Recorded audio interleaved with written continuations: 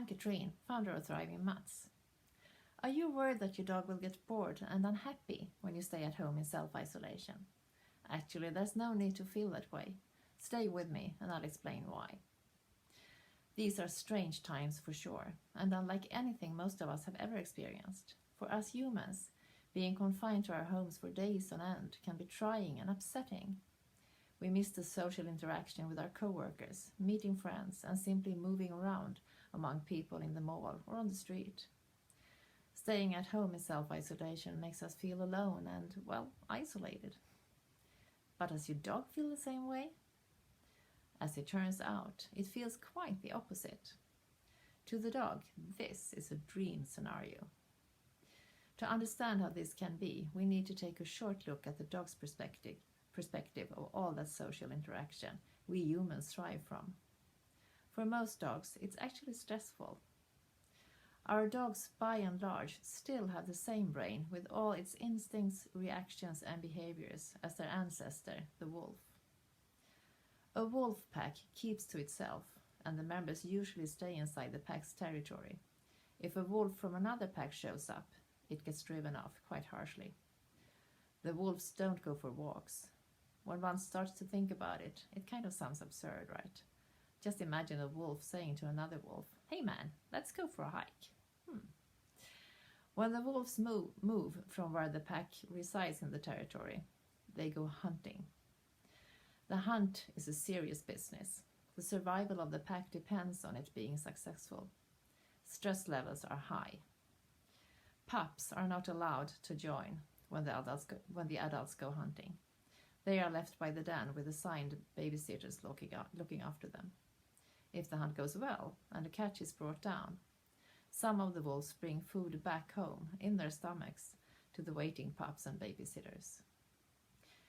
So how does this translate to our human lives and the life of your dog? Everyone that lives in the same home as the dog is the pack the dog belongs to. If it's only you and your dog, you two make up the pack. If you're a large family, your dog belongs to a large pack. When everyone is home, all is good. No pack members are out hunting, risking their lives for the pack. By now you may protest, "Hey, I'm not risking my life. I'm just going to the store, to work, meeting up with friends." But the dog cannot understand that. These are all human concepts. To the dog, staying with the pack in the safety of the den is what one does when hunting or fighting off an intruder is not on the agenda. The dog thrives when we make the world of the pack small, like we are now during self-isolation. There are fewer occasions of separation and reuniting, less or none perhaps, stress-creating visitors coming to the door. The pack behaves as it should in the eyes of the dog, keeping to itself. We take shorter walks where a healthy distance to other packs is maintained. Meeting other packs outdoors is always a potential threat to the dog. All in all, the stress level in the dog subsides when we simplify our life as we do now. It calms down, and chances are it will probably rest and sleep a whole lot more, and that is not bad. Above all, it does not mean the dog is depressed. It simply means it's relaxed and can enjoy life and rest and rejuvenate. But doesn't my dog need to be activated and exercised? Well, no and yes. Think about a wolf pack again. When there's no need for the pack to go hunting or searching for new territory, what do the wolves do? Do they activate themselves consistently in order to stay calm and get tired? No, they rest. They may play a little if they're young, check out the roles in the pack by seeking the attention of another wolf, but they don't activate themselves just for the sake of, well, activating. Aiming to consistently activate your dog may actually make it stressed. A few minutes of action, a few times a day, is all your dog needs. But choose the activities wisely. Don't engage in a tug of war. That creates stress and might influence what the dog sees as the leader. Throwing a ball is fine, as long as the dog brings the ball back to you and doesn't hesitate on the way back or stays away completely with the ball. If that happens, just walk away. That's a question from the dog. Can I make you come and chase me? Play for a few minutes if all goes well, then simply walk away. Giving the dog a nice chew is always great. Chewing on something brings the stress hormones down, engages the dog, and actually makes it tired. After a nice chew, a serious nap is usually needed to complete the experience. Do you like to teach your dog new tricks? Most dogs enjoy this, provided it's done with joy and positive reinforcement. And remember, a few minutes per session is enough. Make sure your dog seems happy and alert. If it starts to appear distracted, it's high time to quit. Ideally, you want to quit before this happens. This will leave the dog with only happy and joyful feelings about it. Indoor agility is a fun way to activate your dog. And you.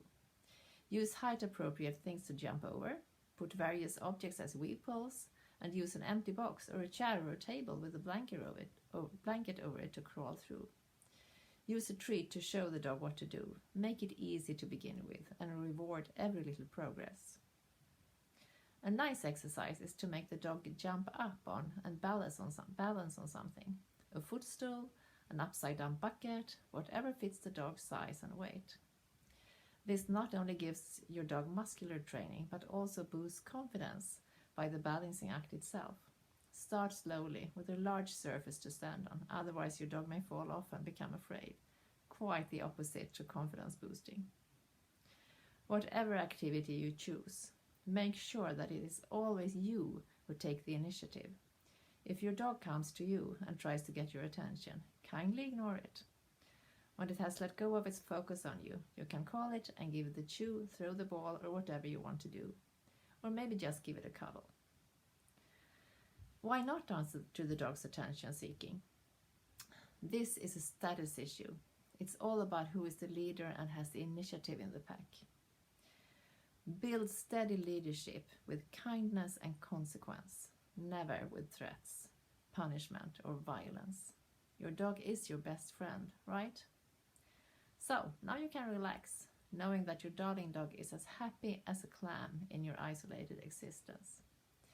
Take care of yourself, your pack, family, and know that everything will soon be back to normal. To help you make that change as stress-free as possible when it comes to your furriest or not pack member, I will shoot another video in a short while. Be sure to subscribe below and stay safe. All from now from Thriving Mutts, for the dog, for the life your dog and you will love.